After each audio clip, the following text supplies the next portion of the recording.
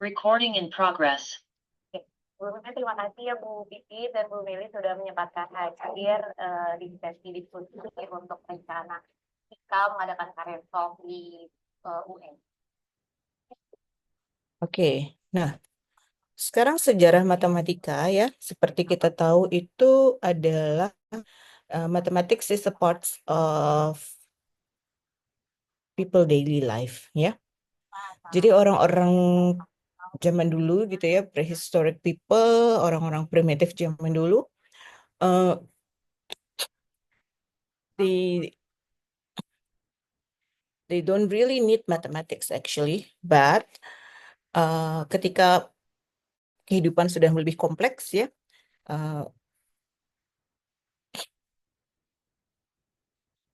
mereka apa namanya Delegasi 3 dari fakultas. mereka apa namanya misalkan anggota keluarganya bertambah, kemudian punya hewan ternak dan lain sebagainya, maka muncullah kebutuhan untuk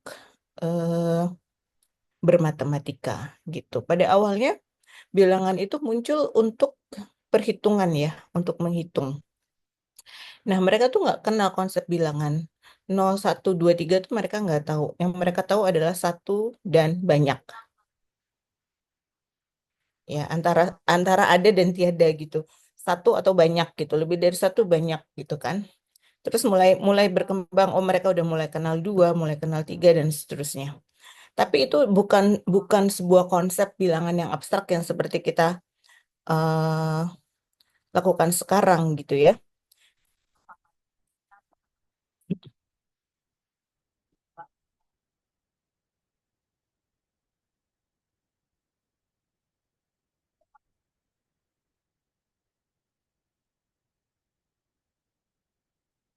Oke, Mbak, tanggalnya apakah sudah ditentukan atau belum? Jadi ini adalah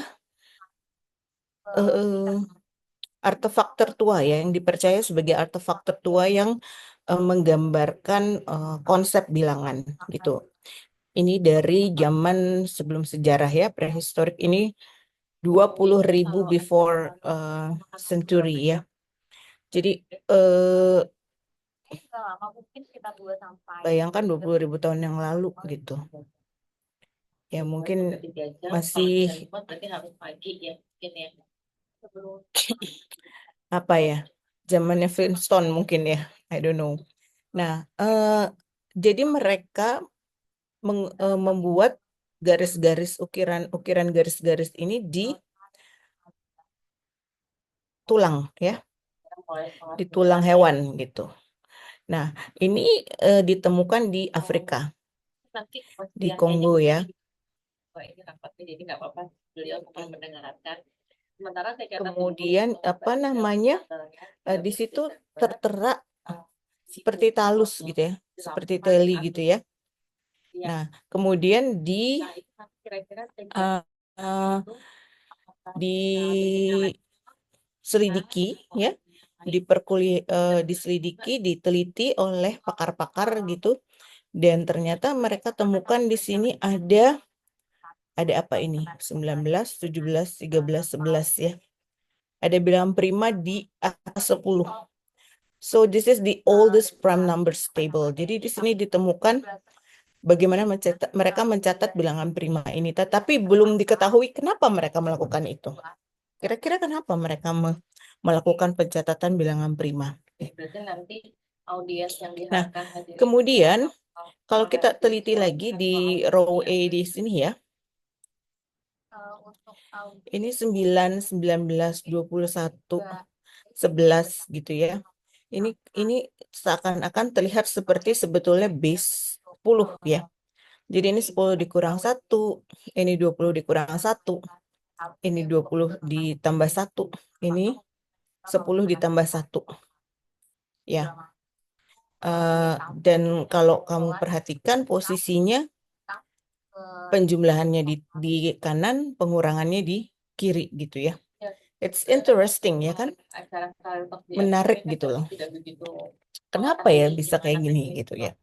Jadi Masih banyak pertanyaan-pertanyaan ya, fascinating history behind this Isanggubun gitu. Terus setelah diteliti menggunakan carbon dated technology, jadi mereka melakukan penanggalan karbon ya. Terus diteliti ternyata banyak garis-garis yang lebih kecil-kecil gitu ya katanya. Garis-garis yang lebih halus di sini yang itu menunjukkan 6-month lunar calendar gitu. Jadi kalender bulan gitu. Mungkin mereka membuat garis-garis ini untuk menunjukkan pergerakan bulan gitu ya. Mungkin mereka perlukan itu untuk membantu misalkan penanggalan atau proses bercocok tanam gitu kan. Jadi mereka bisa merekod kapan dia mulai bertanam, kapan dia akan panen dan lain sebagainya, atau dia merekod apa namanya, kapan musim hujan, kapan musim panas gitu ya. Seperti itu. Tadi udah hadir Bu Santi sebagai kandidat dari Fakultas MK. Santi, selamat pagi Bu. Terima kasih Mbak Pipit dan Bu Meli, terima kasih. Assalamualaikum warahmatullahi wabarakatuh. Alhamdulillah yang oleh Mbak Rifda dan Mbak Nurita ini masih muda-muda semua, jadi saya panggilnya Mbak. Ya, Oke, berikutnya tentang Babilonia. Kalian sudah belajar ya Babilonia? saya lagi double zoom Iya, nih. Bu. Ya. Tahu ya bahwa mereka menggunakan sexagesimal basic key. Jadi ini simbol yang mereka gunakan untuk bilangan. Jadi mereka cuma punya 2 simbol sebetulnya yang seperti apa ini, payung kebalik dengan yang seperti segitiga ini ya, gitu ya.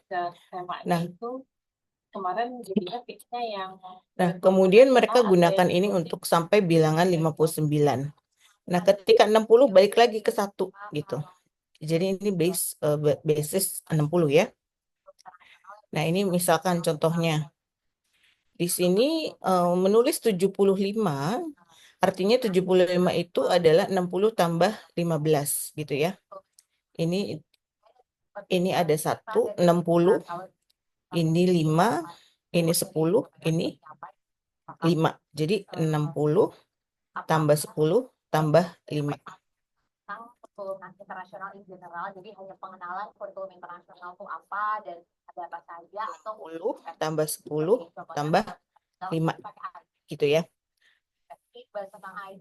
Kemudian 100 itu sebagai 60 tambah 40. Ya, ini kan 10 ya. 10, 20, 30 karena ada 4, 40 gitu. Dan seterusnya ya. Nah, kesulitannya adalah dengan sistemnya sexagesimalnya Babylonian adalah mereka belum punya konsep 0 gitu ya.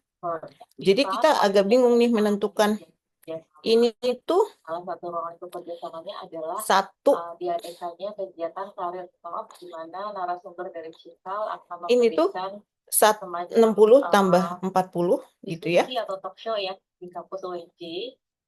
Tujuannya Atau tadi branding sekolah Cikal karena kebetulan supaya lebih luas dikenal oleh alumni dan juga mahasiswa UNJ. bagaimana kalau dia mau menulis di akan datang tadi direncanakan 13 Desember Bu, hari Jumat, karena narasumbernya bisa hadir di 13 Desember. Ya, kesulitannya adalah ketika dia tidak punya bilangan 0 ya, tidak punya 0 gitu. Nah, kemudian Chinese juga ya.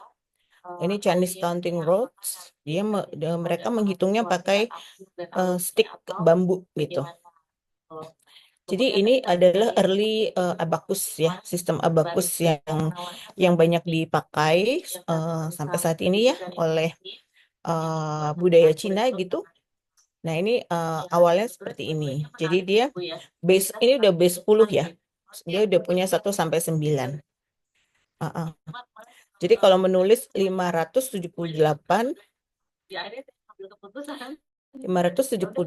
ini zong itu untuk satuan Hoengs itu untuk ratusan, nanti balik lagi ribuan, balik lagi 10 ribuan gitu ya. Jadi unit, tens, hundreds gitu. Jadi 500 itu 5 vertikal, 70 berarti pakai 7 yang ini, dan 8 balik lagi ke sini gitu ya. Jadi 578. Nah, 1996 ditulis sebagai, balik lagi, satuan, puluhan, ratusan, ribuan. 1000 tambah 900 tambah 90 tambah 6 gitu ya. Ini bagaimana mereka menuliskan simbol bilangannya. Nah, coba kalian coba ini. Bagaimana menulis 396? Siapa yang mau coba? Silakan. Pakai annotate ya. Coba ditulis di sini. Siapa yang mau coba? Ya, terima kasih Bu Prit atas penjelasannya dan saya pada dasarnya menyetujui saja. Bu Meli alhamdulillah juga sudah sampaikan ke saya dan dua topik. Dua-dua menarik sih waktu itu. Tapi kemudian kita putuskan satu topik saja ya. Nah, untuk audiensnya, Punten boleh izin bertanya. Ini sebenarnya Siapa yang mau coba? Ayo, silakan. ya. Jadi mahasiswa yang kita undang semua prodi bisa ya mas saya. Kecuali mungkin ilkom dan statistik apakah memang bisa juga? Karena mereka memang tidak punya pendidikan kan. Ini kan sebagai guru ya atau bagaimana pembatasannya itu? Apakah memang yang diundang hanya di pendidikan atau boleh juga yang Ibu, Ya, silakan. nomor 1 aja kan Bu? Ya, coba nomor 1 dulu. Oke, Nanti yang lain nomor 2 dan seterusnya. izin anotet ya Bu. Ya, Di sebelah mana Bu? Bebas. bebas. sorry 10 Oke. prodi aku itu ya Berarti juga matematika, pendidikan fisika, ini kimia dan biologi dan fisiknya 6 itu adalah terlalu dempet ya. Sebentar. matematika, fisika, kimia, biologi ditambah ilmu komputer dan statistika. Ini 3, Ya, lalu mereka 9-nya menjadi guru karena mereka punya profil masing-masing ya. ini, Tapi pada akhirnya sih memang kemudian 6-nya ini. kalau ternyata Oke. yang non Yes. itu menjadi guru Jadi dalam satuan, puluhan, ratusan ya. Kembali lagi ke vertikal 396. Oke. Thank you. Good. Sekarang yang 951 silakan siapa? kan sekarang ada kurikulum merdeka, mereka memang bebas, tapi aturan standarnya berapa persen Berikutnya siapa mau coba? 951. sesuai di bidang. Boleh Ibu, saya Ibu. Ya, sesuai di silakan. bidangnya seperti itu sih. Tapi ketika sampai di lapangan kan kita tidak bisa mengawal atau mengatur sedemikian rupa ya. Banyak juga termasuk saya kebetulan ada biologi itu lumayan banyak juga yang bangkit tapi menjadi guru. Nah, monggo silakan kalau nanti yang mau diundang itu dari mahasiswa terus kemudian semester berapa ya. Dan saya minta maaf sekali ya, karena kan memang Jumat. Itu mahasiswa itu banyak yang kuliah, jadi saya memang harus mengatur sedemikian rupa. Please come gitu loh, harus ayo datang gitu, sangat bermanfaat. Jadi nanti memang saya biasanya suka mewajibkan.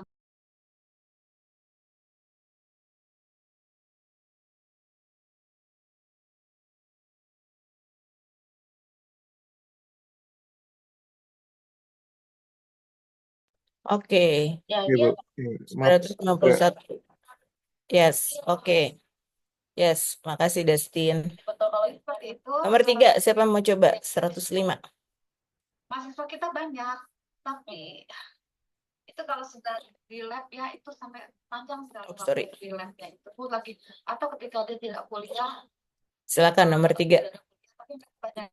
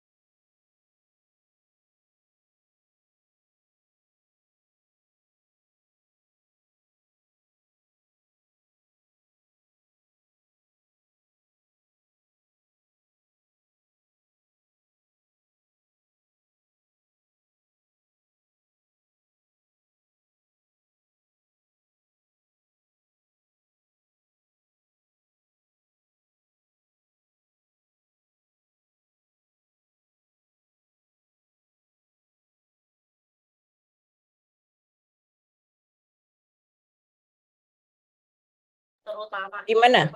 Nomor 3. banyak sekolah cikal. Tapi memang kita juga pengen Apa untuk kesulitannya mahasiswa kalian yang nih mengerjakan masih hobi berkuliah, kita nomor bisa 3? Karena ada 105 ya, ada zero di sini. And they didn't have a symbol for zero. Jadi gimana menulis 105? Ya. Nah, masalahnya timbul di situ. Gimana caranya menulis 105? Ya, kalau misalkan kita tulisnya ini kan satuan, sorry,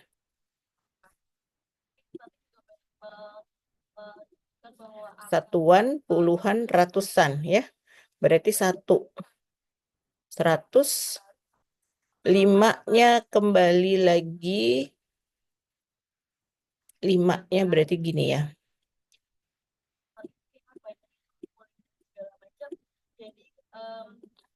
Oke.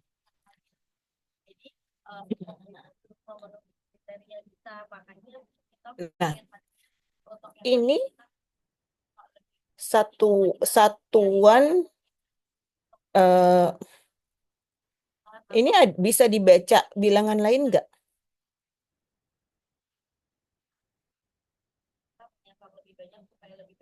Lima 15 ya, Bu? Kalau 15 gimana? 15 itu kan 10 tambah 5. Jadi ini satuan puluhan ya. Jadi kalau 15 itu gimana? 10 ya. 10 tambah 5. Nah, kalau gini 15 nih. Ya. 10 tambah 5. Kalau ini 1 tambah 5 ya. Tapi ini kan kalau 1 tambah 5 itu kan 6. 6 kan harusnya ada simbolnya sendiri ya. Jadi tidak bisa dibaca sebagai 6. Ini juga tidak dibaca sebagai 15. Nah, ini berarti dibacanya sebagai 100 tambah 50. No, kalau 100 tambah 50, 50-nya gini. Ratusan, oh ya benar. Sorry. 100 tambah 50 ya. Ini 150. Yes, betul. 150 jadinya ya. Ini jadinya 150. Padahal kita maunya 105 ya. Berarti 100 tambah puluhannya 0. Terus tambah satuannya 5. Itu ya. Gitu. Jadi biasanya the Chinese use ini kosong. Dikasih jeda, dikasih jarak biasanya.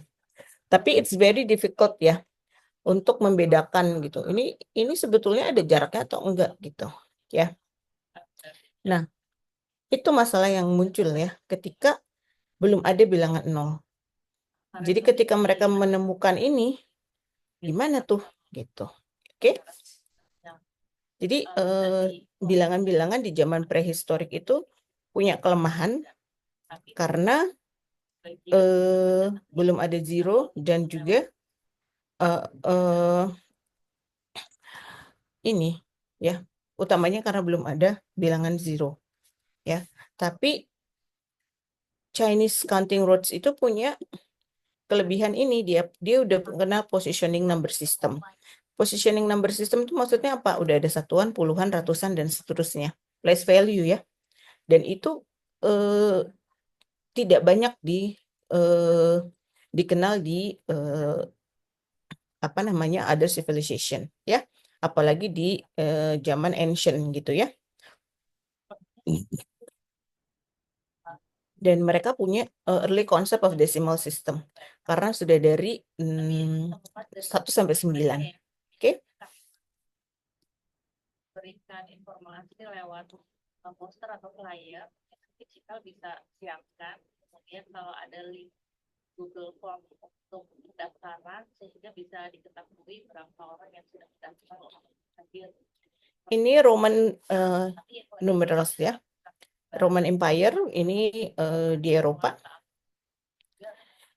Jadi mereka juga sudah base 10 gitu ya. Kalau kamu tahu angka Romawi ya ini ya. 1, 2, 3, 4, 5 dan seterusnya gitu ya. Puluhan pakai X dan seterusnya. Hundreds itu pakai C. Ini juga dia sudah punya nilai tempat di sini.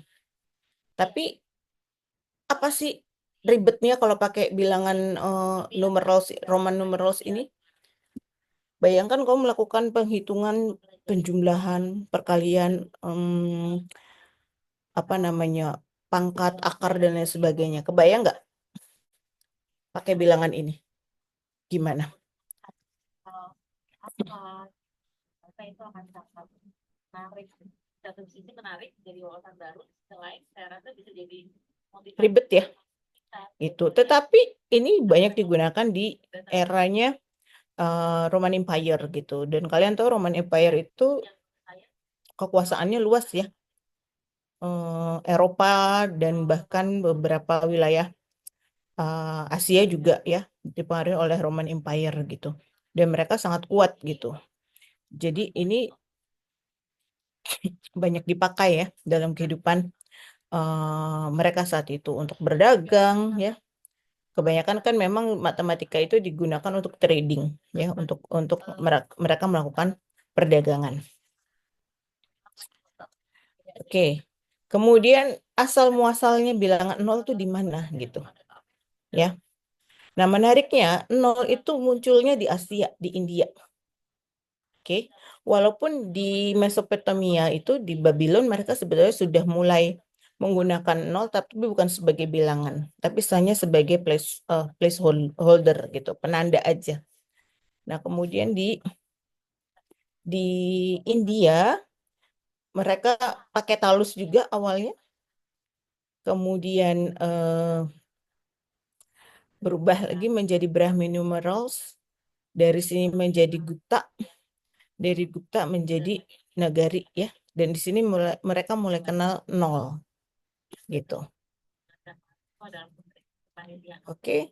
Sekarang I want you to watch this This video movie is first sponsored ya. by Curiosity Stream. Get access to my streaming video service Nebula when you sign up for Curiosity Stream using the link in the description. Hey guys, I recently learned that the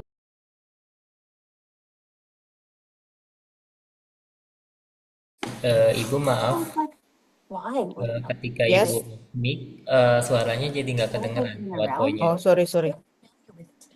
But it turns out there was a time when the concept of zero didn't exist. Humans had to invent it, and when we did, it caused a lot of drama. How could a number that literally means nothing cause so much controversy?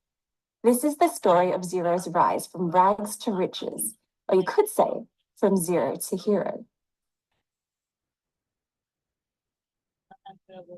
The time before zero was before the beginning of recorded history. So paleontologists have had to piece together the birth of mathematics from bits of stone and bone. They discovered that many ancient civilizations independently came up with counting in the form of tallying, lines drawn in the earth or carved into animal bones. But none of these civilizations had a symbol for zero. The concept didn't exist. And this kind of makes sense if you think about it. Stone Age mathematics stemmed from a need to keep track of things. Now, we don't know exactly what early humans were keeping track of. Maybe how many rocks they collected or how many children they had. But we do know they were keeping track of something. They didn't need to keep track of 0 rocks or 0 children. You either had children or you didn't. For the average Stone Age human, the concept of zero was unnecessary, so nobody thought to invent a symbol for it. It also requires the idea that the absence of something is a thing in itself, which was a pretty advanced idea for our caveman ancestors. But if not in the Stone Age, when did humans invent zero?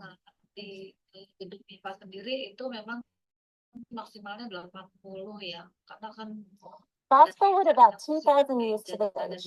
It was in the flourishing state of Babylon, or modern-day Iraq, that zero first entered the world. But it was slightly different than how we use it today. To see why, we need to understand the Babylonian counting system. The Babylonians only used 2 symbols to represent numbers, this wedge-looking thing, which represented a 1, and this arrow-looking thing, which represented a 10.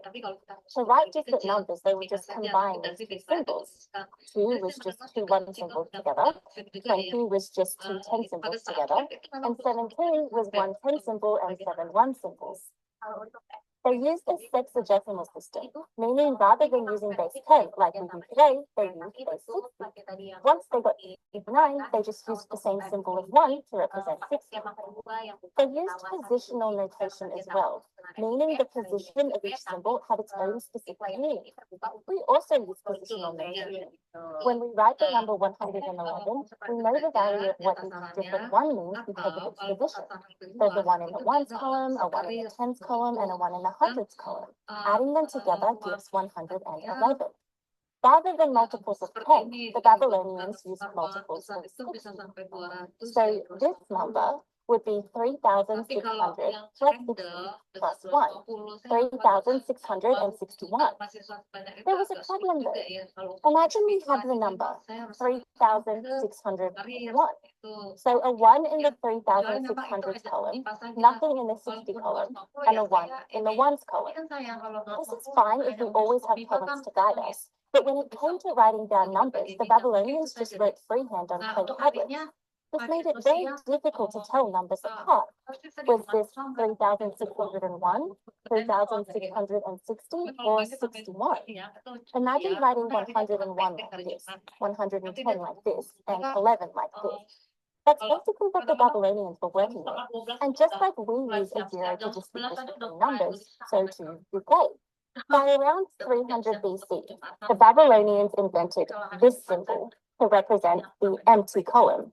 It stood as a placeholder, which made it easy to tell the difference between numbers. 0 was born into the world, but it wasn't quite like we use it today. It was just a symbol that meant there is nothing there. It wasn't a number, it had no place on the number line, and it wasn't used in any mathematical operations like addition or subtraction. It wasn't that the Babylonians never thought of making 0 into a number, but rather it confused them. See, 0 doesn't behave like other numbers. Add any number to any other number and it gets bigger. Subtract the number from any other number and it gets smaller. But not 0. 0 never makes any number bigger or smaller. Furthermore, the number line can be viewed as a rubber band and multiplication as stretching the rubber band. Multiplying by 2 stretches the rubber band by a factor of 2. Multiplying by 3 stretches the rubber band by a factor of 3. But when you multiply by 0, you get 0. There's no stretch. The rubber band vanishes into thin air. And don't even get me started with what happens when you divide by 0. We still don't know how to handle that situation. So imagine how scary it would have been for the Babylonians. No, they weren't ready for 0 as a number. Still, it had a place in the world, but not for long. Kalau misalnya memang hanya mau yang fix saja, itu juga kan open. This is my favorite part of the story because it's so dramatic. The ancient Greeks heard about 0 from the Babylonians and they hated it. Not only did they reject it as a number, they didn't like it as a placeholder and avoided it wherever they could. They didn't even have a name or symbol for it. How did anyone feel so strongly about a number? Well, it all started with a guy named Pythagoras. You might remember him from such theorems as Pythagoras' theorem, but back in ancient Greece, he was a charismatic scholar and teacher. He was also pretty eccentric. He was convinced he was the reincarnated soul of the Trojan hero Euphorbus, and that all souls transmigrated to other bodies after death, including animals, which was why he was vegetarian. Beans, though, were taboo, as he thought they were like genitalia. Anyway, he developed a cult-like following around mathematics.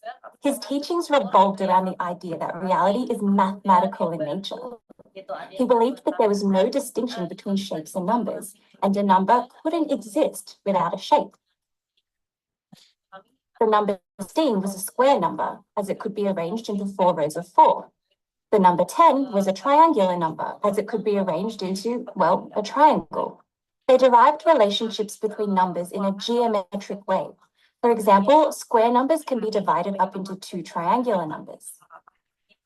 0 didn't really fit with this view. After all, what shape could 0 be?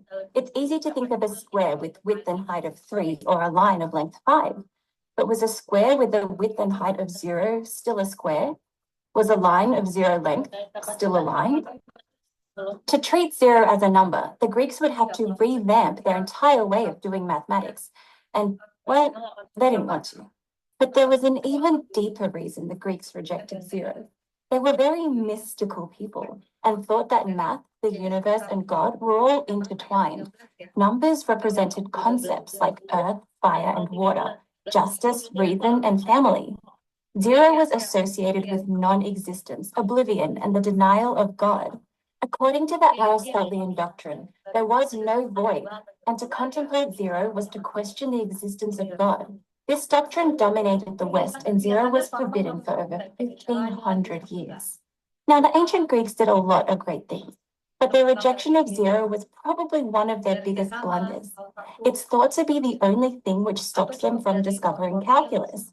To show you how, let me tell you about a paradox you might have heard of before. Zeno's paradox, where the athlete Achilles challenges the tortoise to a race. Achilles is faster than the tortoise. He runs at 1 meter per second, while the tortoise runs at half a meter per second. To make it fair, Achilles gives the tortoise a 1 meter head start. At what point will Achilles pass the tortoise? To overtake the tortoise, Achilles first needs to catch up to the place where the tortoise was. At 1 second, Achilles is at the 1 meter mark, but by this time, the tortoise has moved ahead by half a meter. At 1.5 seconds, Achilles is at the 1.5 meter mark. But by this time, the tortoise has moved ahead by 1/4 meter. At 1 3/4 of a second, Achilles is at the 1 3/4 mark, but the tortoise has moved ahead by 1/8 meter. Logically, this would continue indefinitely. Zeno argued that because the distance can be divided an infinite number of times, Achilles has an infinite number of distances to travel to overtake the tortoise. Therefore, he never will. Now, Zeno didn't believe this is what would actually happen in the real world. It was an argument based purely on logic. But the ancient Greeks couldn't find the flaw in his argument, and Zeno's paradox went unsolved for over 2 millennia. As we'll see, we would need to wait for zero to solve it. While zero was an outcast in the West, it was welcomed with open arms in the East.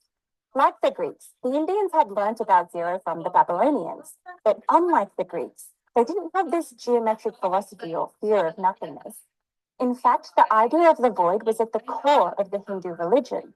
Emptiness was associated with spiritual peace and creative potential. Indian mathematicians embraced the idea of zero and were the first in recorded history to transform it from a placeholder into its very own number. The exact details of how and when this happened are lost to time, but their quick acceptance of zero was probably due to how they viewed mathematics. They saw numbers as separate from the physical world, entities to be manipulated without any physical meaning. These numbers didn't have to make geometric sense. You can't remove 4 acres of land from a 2-acre plot, as negative area doesn't make sense, but you can subtract 4 from 2 to get -2. This led to the idea of negative numbers and the foundations of modern-day algebra. The ancient Indians were content to have zero in their number system since it fit perfectly between the positives and negatives. Now, zero had a place on the number line. Zero, as we know it today, had arrived.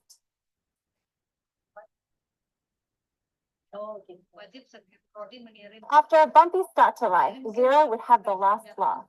Over time, zero spread to Africa, where an Italian mathematician named Fibonacci was studying. You might know his name from the Fibonacci sequence, but it turns out he also introduced both zero and Arabic numerals to Europe. Italian tradesmen couldn't resist how easy they made calculations. Despite the church still insisting that zero was satanic, its usefulness was irresistible and zero spread throughout the West. Finally, 1,500 years after its banishment, the West had accepted zero as a number. Maaf ini And it's a good thing they did, because it forms the core of a lot of modern-day mathematics. Let's go back to Mungkin untuk yang zero. It's true that the datang distance duri, Achilles ya must Bu, cover to untuk overtake the tortoise can be divided in infinite apa number lebih of menarik times. bagi mahasiswa That untuk doesn't mean he detik must travel an infinite apakah distance. dimungkinkan di sana I'm sure you've ada noticed that the sesi distances he must misalkan travel get smaller and apa ya smaller. So they would say karir that the coaching terms atau are apa gitu dari approaching Cikal zero. atau bisa We can langsung see that as the membawa terms TV approach zero, bisa the diserahkan sum ke tim Cikal approaches gitu loh. two. Jadi mereka punya This is kebutuhan called untuk a limit. hadir langsung gitu. The sum will never go Nggak beyond sekedar two. It's heading straight dari. there. Mungkin begitu Bu As the usul saya. terms Terima approach kasih. zero, the limit of the sum is 2. So Achilles will overtake the tortoise at the 2-meter mark.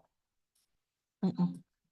The limit is the backbone of calculus. It's the reason we can land rockets on the moon and build the world's tallest skyscrapers. The Greeks couldn't solve Zeno's paradox because they didn't have zero, so they couldn't really let the distance approach zero. If they had, they would most likely have discovered calculus. I've made a video called 3 Paradoxes That Gave Us Calculus, if you'd like to know more about limits and the 2 other key ideas that make up calculus. We've come a long way since the days that zero was feared and rejected. Today, zero has countless uses. It's thanks to calculus that we can analyze the progression of cancer, set the minimum amount for credit card payments, and predict the orbit of the planets. The computer or phone you're watching this video on runs on strings of zeros and ones. Without zero, there would be no computers, no social media, and no online games.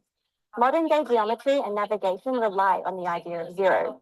So next time you're in this situation, just think, maybe zero isn't so bad after all. You know what I find most fascinating about this story is just how much your beliefs can influence everything. Like the ancient Greeks and Indians had different beliefs about what the void meant, which influenced their mathematics, which influenced what they could and couldn't do with their mathematics. Also, the fact that different cultures invented different ways of doing mathematics, but ultimately, in the end, all the same ideas ended up bubbling to the surface. It raises the question, is math invented or discovered? If the ancient Indians hadn't made zero into a number, would someone else have? Did they really invent zero or did they discover it? This question fascinated me so much I made a featured documentary about it on Nebula. What's Nebula? Some creator friends and I teamed up with our own streaming platform where we don't have to worry about the pressure of the YouTube algorithm or clickbait titles to keep creating. It's called Nebula, and we're partnering with our friends at Curiosity Stream. Nebula is a place where we can focus on passion projects, experiment with original content, all while staying completely ad-free. Nebula features a lot of YouTube's top educational creators like Real Engineering, Joe Scott, Isaac Arthur, Midlife Crisis, and many more. If you're a deep thinker and like to contemplate the boundary between math and philosophy, I think you'll like my documentary. There are entire series of exclusive content on there as well, like Real Science's amazing new documentary series about the key moments in our Oke.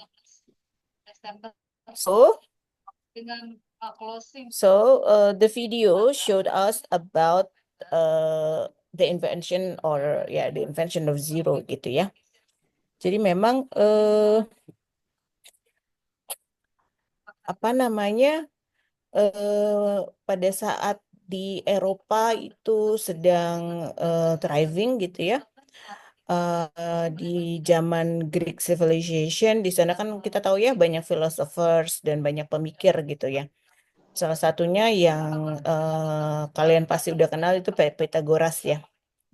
Nah, Pythagoras itu dia bukan hanya sekedar mathematician ya, tapi dia juga philosopher dan dia juga punya kayak sekolah gitu ya mungkin kalau sekarang bisa ekivalen dengan sekolah gitu ya. Jadi dia punya banyak pengikut gitu. Bahkan tadi di video ini disampaikan it's like a cult ya. Jadi kayak apa tuh cult itu apa?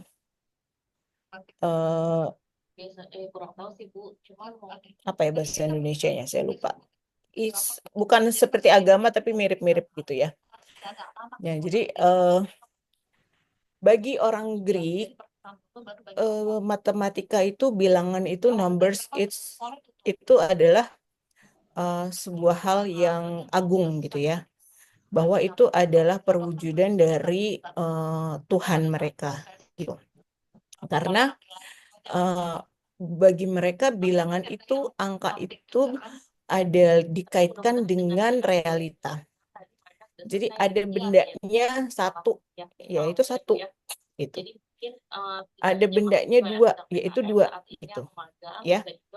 Dan tadi disampaikan juga bahwa bilangan dan geometri itu sangat erat di masa itu.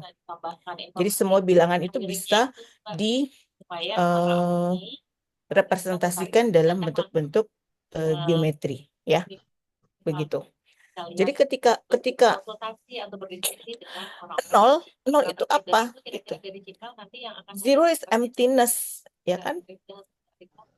sesuatu yang tidak ada, kenapa disimbolkan gitu? Kenapa dimunculkan? Itu adalah ketiadaan gitu. Dan bagi mereka itu adalah penistaan terhadap Tuhan mereka gitu. Karena Tuhan itu maha agung, maha besar gitu kan. Kenapa kita harus menyebutkan ketiadaan gitu? Karena tadi ya bilangan itu adalah wujud dari Tuhannya gitu. Representasi dari Tuhan mereka gitu ya. Mungkin dewa-dewa mereka saat itu gitu kan. Jadi kalau kita bicara zero artinya kita menistakan dewa-dewanya gitu. Jadi mereka menolak konsep nol. For I don't know, 100,000 of years ya. Ratusan tahun mereka menolak konsep nol. Nah, sementara di Asia, di India mereka punya spirituality yang berbeda ya. Di sana Hindu. Nah, mereka Hindu itu juga dewa-dewa gitu ya. Tetapi mereka embrace the emptiness ya. Ketiadaan itu mereka embrace. Karena dari ketiadaan itu mereka punya kesempatan untuk berpikir, punya kesempatan untuk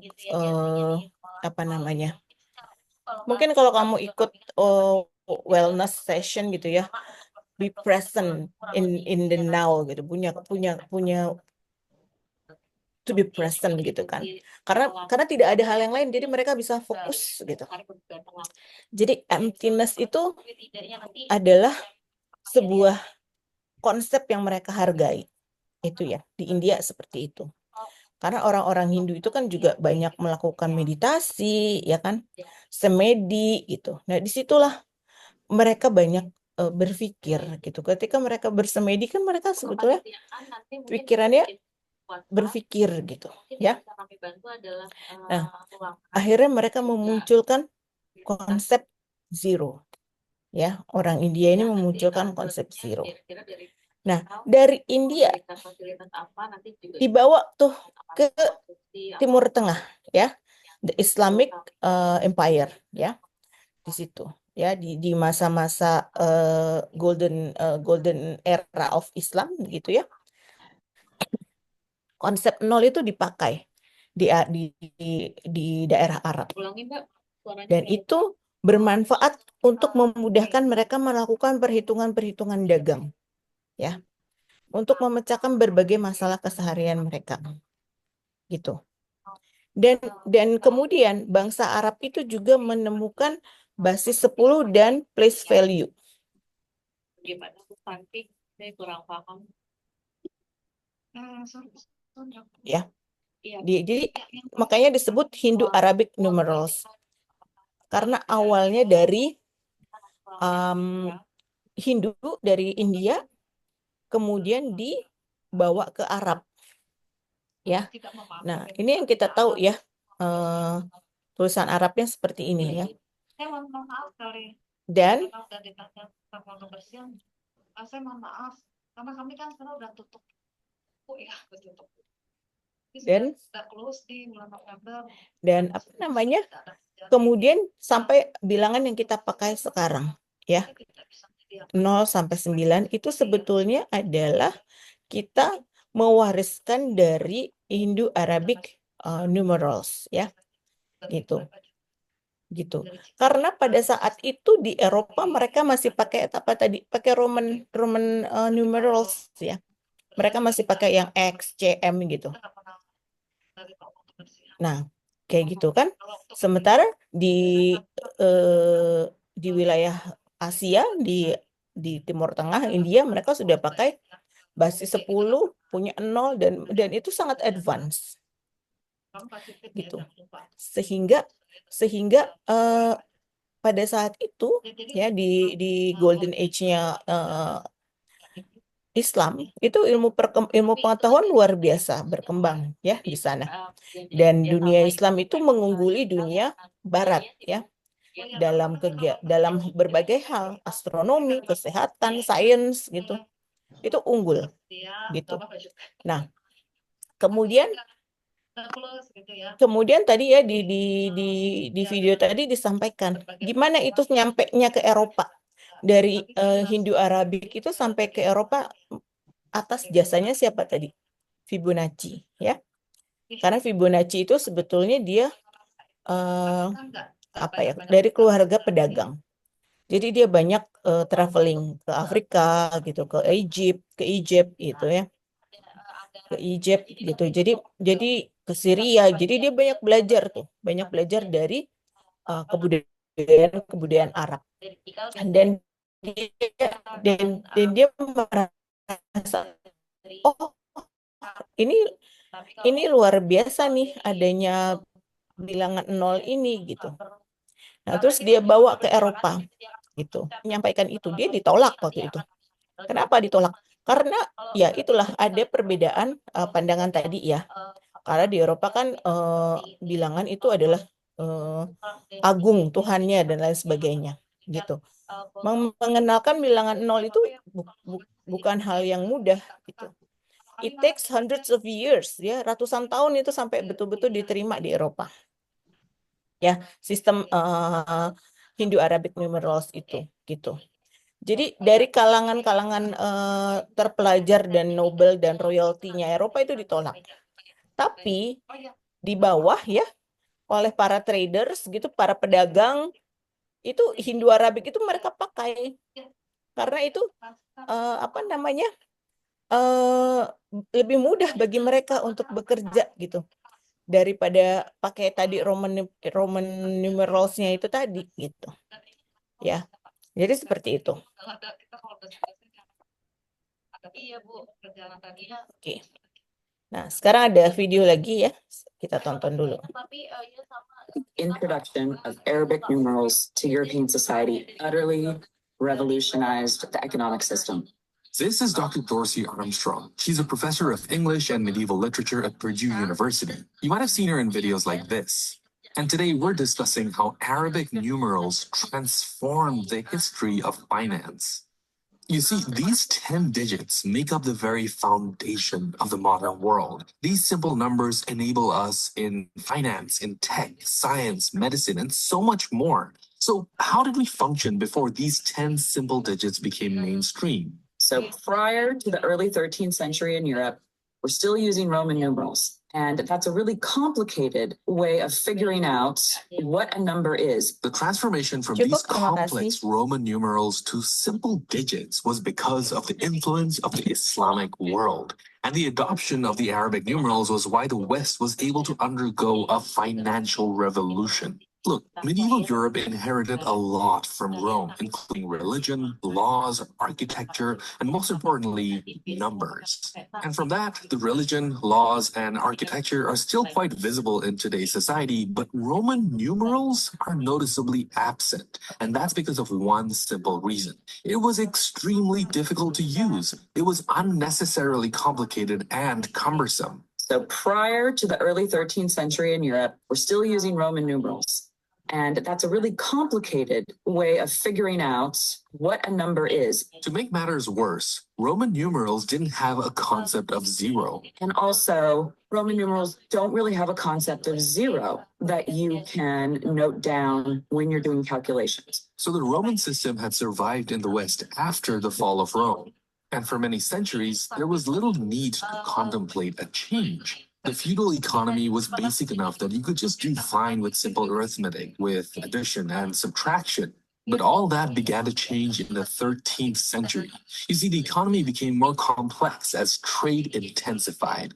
Up until the early 13th century, especially in Italy, because the Italian city-states are the great traders and merchants of the medieval world, and they are moving goods and people and wealth and money not only into the European continent, but they're also across the Mediterranean, into North Africa, into the Middle East. And of course, they've got to make calculations. And they tried different methods to keep track of the numbers, but most of those methods were not reliable. If you're just doing simple arithmetic and subtraction, you can do that in your head. And there were lots of ways to sort of keep track of computation. Finger counting, many people were taught a particular kind of finger counting where you'd hold this finger and this finger as you were doing a calculation to sort of keep your place as you were calculating it. Tally sticks were another way to keep track of calculations.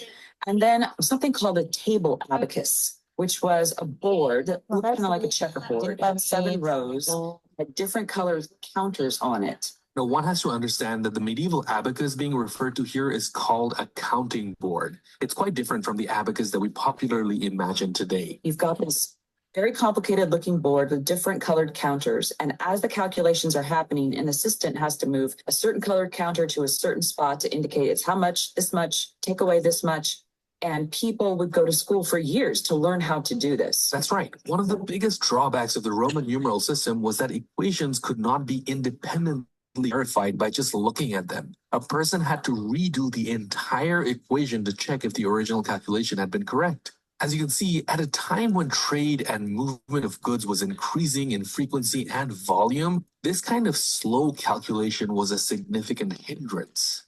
Errors could easily go unnoticed, leading to costly mistakes and disputes. Our reliance on manual recalculation made it difficult to maintain accuracy and trust in financial dealings. Ultimately, all of this stifled growth and trade in many ways. And then we have the world of usury or interest. It's a mystery how you calculate interest or do complicated computations with Roman numerals. And you had to rely on the brains of your counter, of your person who's moving the counters around the table abacus, who is doing finger counting or using a tally stick and then telling you what the final sum is. The only way to check this work would be to have someone else run the entire calculation all over again. That's the only way to confirm, because you're relying on an individual to get the counters in the right place, to then do the mental calculations, to mark it on the tally stick, and then tell you. So you have to trust that person. But with Arabic numerals, it was much easier for multiple people to look at a calculation and check it much more quickly, rather than getting your guy to run the computations while the person you're trading with, they have their guy run the computations and see if they agree. That was really the only way to do it if you're talking about complex transactions. The old system just could not keep up with the increasingly complex demands of an emerging capitalist economy. Fortunately, just across the Mediterranean, another civilization had long adopted a system that could easily meet the needs of large-scale commerce. You see, the Arabic world had inherited the numbering system from its contact with India. As European merchants began to increase trading with their Arabic counterparts, they began to notice and became fascinated by the much more advanced numeric system that they were using. And one of the most important figures in our story today is this Italian mathematician by the name of Leonardo di Pisano. Today, of course, he's known as Fibonacci. In 1202, Leonardo di Pisano, who had lived with his father as a trader and a merchant in North Africa, so he'd been exposed to Arabic numerals, he recognizes, hey, there's a much easier way to do this. And so he writes a tract called the Liber Abaci, which explains how Arabic numerals work, explains the concept of zero. He's perhaps best known as the father of what's known as the Fibonacci sequence. Now, I'm sure you've heard about the Fibonacci sequence, but here's a quick refresher. The Fibonacci sequence is sort of a math problem where if you have a pair of rabbits and they reproduce, and then those rabbits reproduce every generation, how many rabbits do you have? And in simple terms, a Fibonacci sequence is 1 + 1 is 2. And then you take that 2 and the number that came before it in the sequence. So 1 + 2 is 3. And then you take the 3 and the 2, and then that's 5. So a Fibonacci sequence is a progression of numbers in which they're always the sum of the last 2 numbers. Anyway, Di Pisano was well acquainted with the Islamic world. He himself had been taught mathematics by an Arab master. He may have been one of the most important authoritative experts in Arab society at the time. He traveled to places like Egypt, Syria, Greece, and Sicily. But really, he introduced this tract, which explained Arabic numerals, also gave us the very earliest form of algebra introduced to the European world. And it's fair to say that although he is the one who introduced it with this tract that he wrote in 1202, and then he revised it and recirculated it in 1228, even if he had not done that, Arabic numerals would have made their way into Western Europe, absolutely for sure, because it's a much easier way to do these calculations, but he's the first to do it. Now, as expected, there was pushback against Di Pisano and others who sought to introduce an arguably superior system. I mean, for one, the Christian world was still in conflict with the Islamic world. Many were reluctant to adopt Muslim system. To make matters worse, compared to the more literate Islamic states, Europe at the time was relatively culturally backwards compared with the Arabic civilization. And then there was also this worry that the system would put many people out of employment. So you might imagine with any new technology, there's pushback, especially from the guild of the counters, the guys who use the table abacus, because they're out of a job all of a sudden. And so you have a lot of pushback, but pretty quickly it becomes clear that this is going to make keeping track of our ledgers and our business accounts so much easier. But forward-looking thinkers like De Pisano worked hard to ensure that its adoption became widespread. As a gifted mathematician, he saw the great potential that this system could bring. At least amongst the merchants, the bankers, and many scholars, there were no objections to its adoption. And one of the biggest advantages that the Arabic system boasted was the concept of zero. You see, Roman numerals didn't really have a concept of zero. I mean, they always referred to the concept of zero, but they never actually talked about it. This absence made calculations cumbersome and limited the system's ability to represent either large or fractional values. The way I would explain it would be that zero helps you identify the difference between 1, 10, and 100. And that's sort of the simplest way to think of it. There's a ones place, a tens place, a hundreds place, things that we learn in elementary school. And with Roman numerals, it's really hard to indicate that, but zero makes it possible to differentiate between those and to differentiate between them really easily. But that is essentially the key. It's a placeholder, because prior to this, if you have a 1 and you don't know, is it in the ones place? Is it in the tens place? Is it in the hundreds place? And you don't even have those concepts of a ones place, a tens place, a hundreds place. The zero helps you indicate that. That innovation, which happened so much earlier in places like India and the Middle East, centuries before they were using zero, made keeping track of numbers much easier and simpler and more efficient. However, it wasn't just complex calculations that were made much easier. Adopting the system also made it easier for European traders to communicate and conduct business with people in the Islamic world and with India. Merchants, especially those who were engaged in trade outside of Europe and say with North Africa or the Middle East, they were now sort of speaking the same language as the people with whom they were trading. And so it was just much simpler. It was sort of a one-to-one transaction, and the numbers don't have to be translated in the same way that a conversation would about a complex computation. So it made life much easier for them once they understood how to use this method of computation. Now, of course, at the time, the West was re-emerging from its so-called Dark Ages. Now, the term Dark Ages is a bit of a misnomer. It's better to highlight it as a period of low economic activity rather than some significant decline in innovation. But now that it had once again begun to flourish, it was hungry for knowledge and eager to absorb anything that other cultures had to offer. The Western European medieval world owes a whole lot of its learning in a variety of disciplines, from mathematics to medicine, especially to science, to the Muslim world. And in fact, they were able to sort of distinguish, okay, we're going to go conquer the Holy Land for Christendom, and we want to take it away from Muslim-controlled factions. At the same time that they recognized that knowledge and learning from the Muslim world was far superior to their own.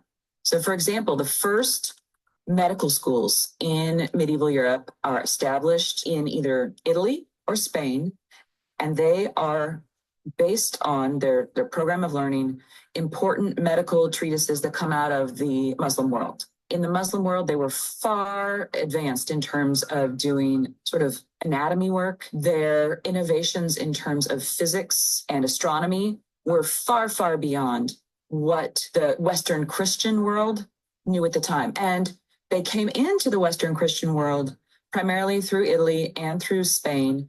And there was quite clearly an understanding that this knowledge is useful and superior.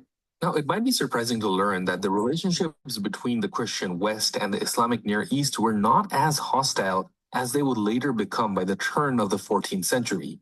Many people from both sides traveled freely between the two great civilizations.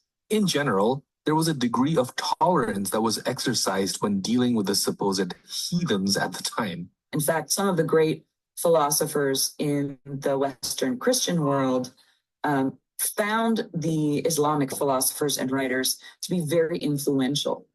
So it is not this black and white Christians versus Muslims thing that we sometimes, get as a picture of medieval society. There was in many instances a great reverence and respect for the knowledge that was coming into the medieval European world. Now, at the same time, I will say that as we get further into the 13th and 14th centuries and we have this rise of a persecuting society, there would be a negative reaction to people practicing different faiths, different belief systems. But before there's the land crunch, before there is a decline in the amount of resources that are available to go around, especially in very cosmopolitan places like Italy or Sicily,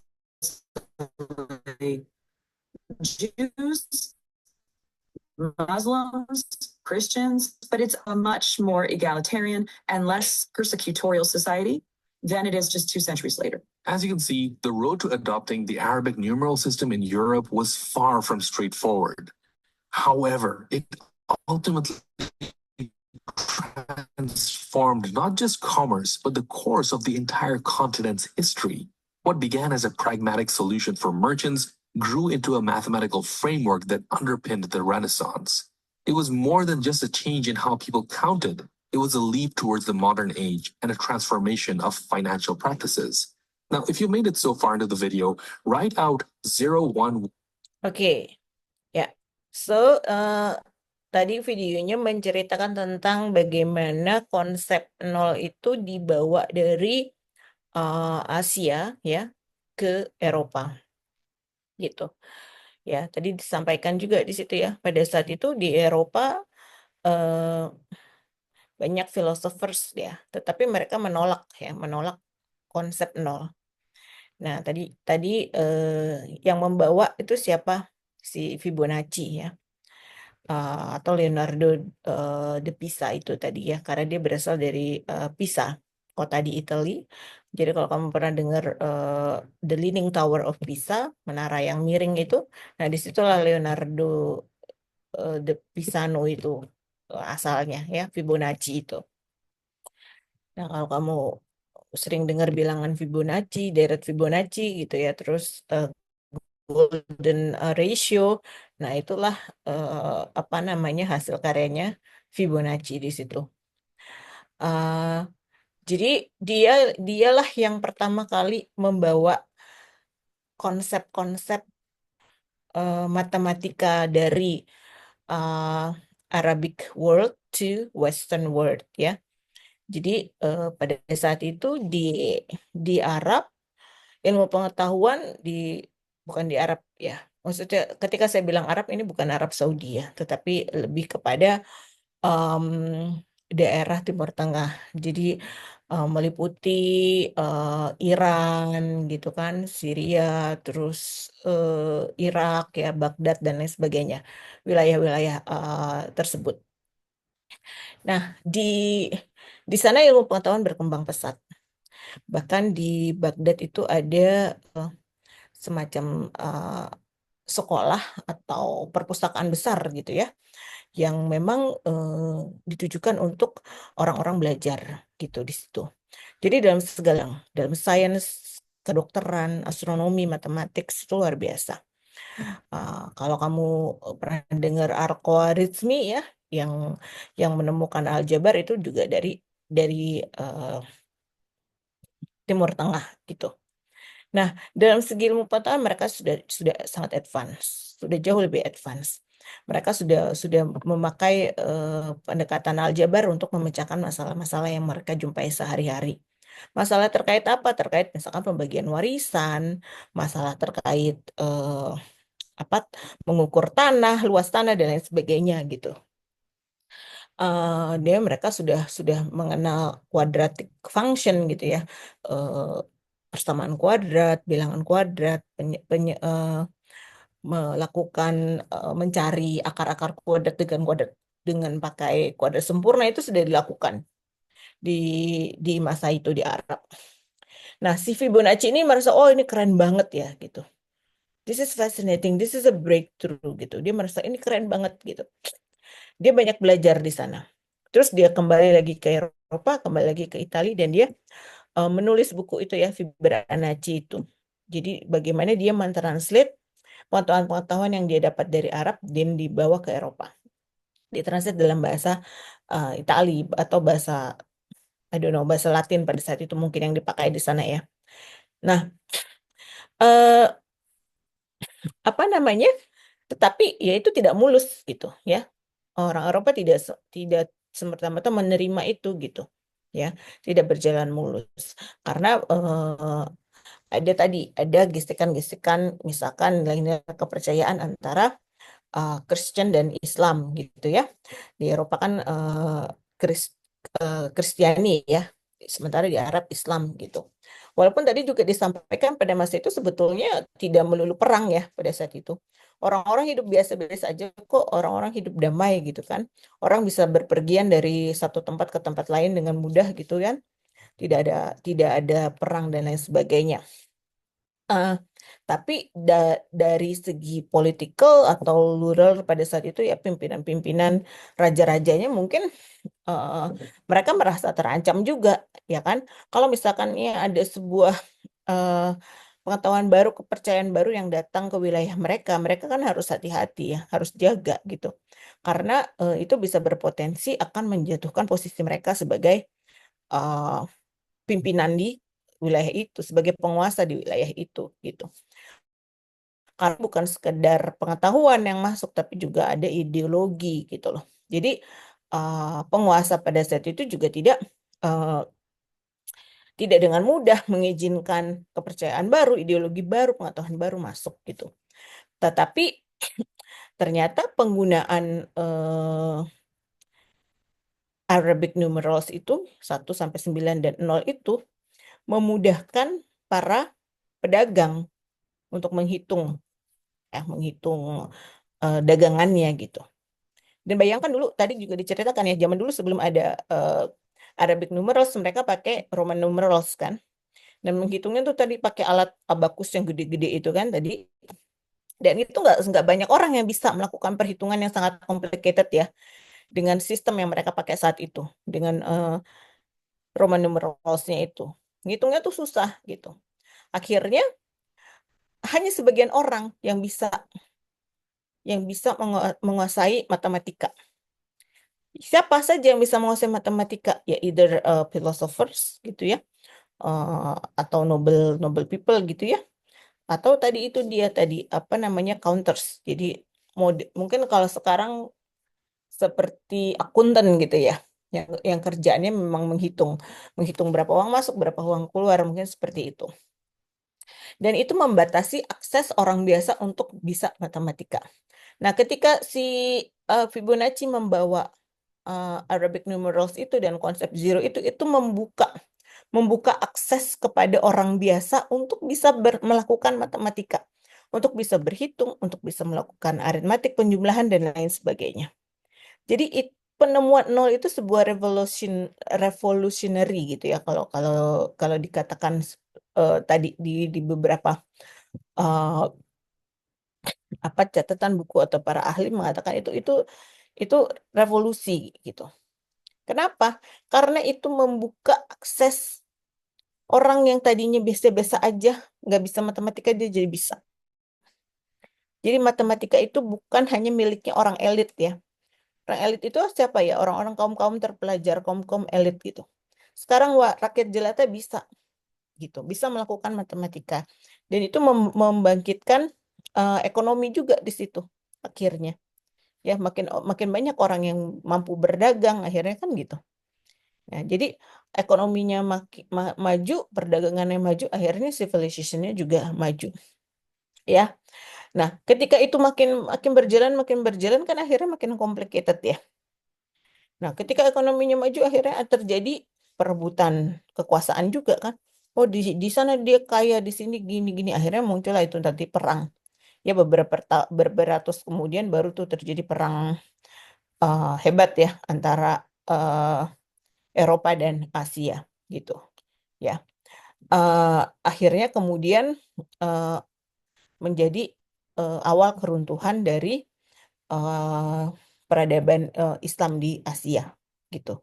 Karena di sana juga apa terjadi apa namanya perang saudara juga gitu. Jadi sebetulnya perkembangan ilmu pengetahuan itu bisa thriving selama penguasanya memberikan eh, kesempatan, ya memberikan suasana yang nyaman gitu. Kalau nyaman dan aman gitu. Kalau warga nyaman dan aman, dia bisa belajar, bisa mengembangkan teknologi, mengembangkan ilmu pengetahuan. Itu yang terjadi di eh, apa namanya di wilayah Arab ya pada saat mereka sedang golden age-nya itu. Nah, di Eropa justru lagi dark age ya. Lagi dark age itu kenapa ya? Mereka banyak perang juga kan di sana. Itu nah, nah, civilization ini runtuh ketika terjadi perang-perang besar itu gitu. Nah, setelah terjadi perang itu akhirnya pengetahuannya juga menurun karena orang buru-buru mikirin apa sains tematik gitu ya, mikirin hidup karena kondisinya sedang perang ya. Jadi kayak gitu. Jadi sejarah sejarah kebesaran sebuah civilization itu kalau kalau kita pelajari eh, itu ada penguasa yang eh, apa ya bisa melindungi warganya kayak gitu ya. Jadi seperti itu. Introduction. Oke, that's it. Oke, itu tadi sejarah singkat ya tentang bilangan, mulai dari yang prehistory sampai bilangan B10 yang sekarang kita pakai. 0, 1, 2, 3, 4, 5, 6, 7, 8, 9. Nah, kemudian mungkin kalau pecahan gimana, Bu? Gitu kan. Di 0, 1 sampai 9 itu kalau bilangan eh, rasional gimana ya? Pecahan gimana? Nah, kalau pecahan itu sebetulnya udah muncul sejak Egypt ya, sejak Mesir kuno. Ancient Egyptian mereka sudah menggunakan namanya Egyptian fraction. Konsep pecahan itu sudah dipakai di Mesir kuno. Pada saat misalkan mereka ingin membagi roti gitu ya, satu roti untuk 5 orang, gimana caranya gitu. Nah, itu ada catatan-catatan yang sudah eh, apa namanya ditemukan di Ancient Egyptian. Mereka melakukan itu. Di budaya Chinese juga ada gitu ya. Jadi konsep pecahan itu juga sudah lama sebetulnya. Tetapi mereka belum menggunakan simbol atau notasi pecahan yang seperti kita gunakan sekarang. Kita kan pakainya upper B gitu ya. Nah, dulu mereka nggak pakai itu cara cara menuliskannya, simbolnya gitu. Nah, simbol matematika yang kita pakai sekarang itu juga sejarahnya panjang juga ya. Biasanya itu umumnya muncul nanti di medieval Europe gitu. Nanti itu di Eropa itu. Bagaimana menggunakan notasi-notasi matematika yang seperti kita tahu sekarang. Kenapa integral nulisnya kayak gitu gitu. Kenapa pecahan nulisnya kayak gitu? Itu kesepakatan yang dilakukan oleh banyak mathematician dan itu banyak kan diawalinya di Eropa ya setelah masa itu modern gitu ya. Kalau di masa prehistori ya mereka hanya hanya hanya konsepnya saja ya dan mereka menggunakan bahasa mereka sendiri atau simbol-simbol mereka sendiri ya. Oke, ada pertanyaan sampai sini?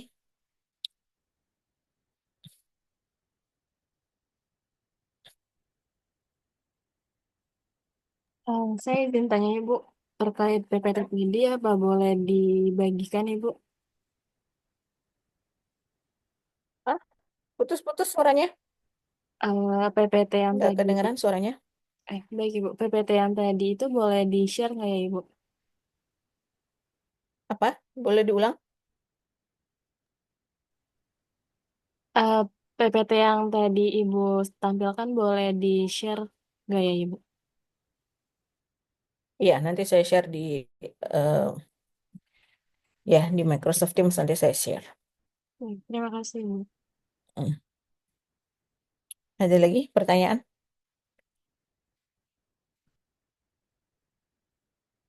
Sekarang kamu bayangkan ya, bayangkan kalau kamu nggak punya nol, kita nggak punya nol sekarang. Itu mungkin nggak kebayang ya, karena kita dari dari mulai kita belajar matematika kita sudah tahu konsep nol gitu, ya. Tapi ternyata kehidupan masa lalu itu tanpa konsep nol itu berbeda banget ya. Nah, mungkin suatu saat nanti, I don't know, mungkin ratusan tahun ke depan, ribuan tahun ke depan gitu, ada konsep bilangan baru yang pada saat ini kita tidak menyadari kita butuh itu gitu. Tapi ada sebuah konsep matematika baru yang memungkinkan orang untuk melakukan eh, apa namanya operasi-operasi dan pemecahan masalah yang baru gitu. Ya, itu yang terjadi dari matematika. Jadi ketika konsep matematika ditemukan, belum tentu konsep tersebut eh, langsung dirasakan manfaatnya pada saat itu. Karena makin ke sini ya, eh, maksud saya gini, pada masa-masa awal ya, pada masa-masa awal manusia gitu ya, zaman-zaman primitif prehistori gitu sebelum peradaban-peradaban besar itu mungkin ya, matematika muncul dari kehidupan sehari-hari. Tapi beranjak ke sini matematika menjadi semakin abstrak. Ya, abstrak karena matematika itu adalah hasil dari pemikiran manusia. Jadi orang berpikir gitu. Kemudian eh, muncul sebuah konsep. Nah, mungkin pada saat itu konsepnya tidak berguna. Untuk apa dalam kehidupan sehari-hari tidak terasa manfaatnya. Tapi ratusan tahun kemudian baru dirasakan apa aplikasinya untuk memecahkan sebuah masalah baru itu. Itu perbedaannya matematika prehistori dan matematika modern ya. Jadi konsep matematika yang dikaji itu ya, dipikirkan oleh mathematician saat ini mungkin belum terlihat aplikasinya dalam dunia nyata. Tapi baru memungkinkan kelihatan, I don't know, ratusan tahun lagi gitu. Ya. Oke. Silakan pertanyaan.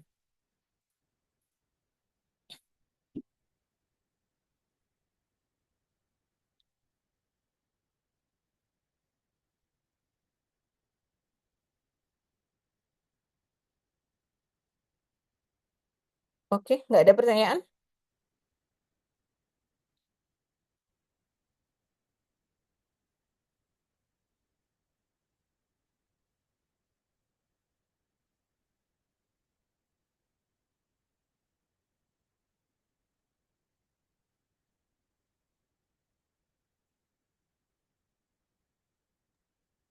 Sepertinya belum ada pertanyaan, Ibu.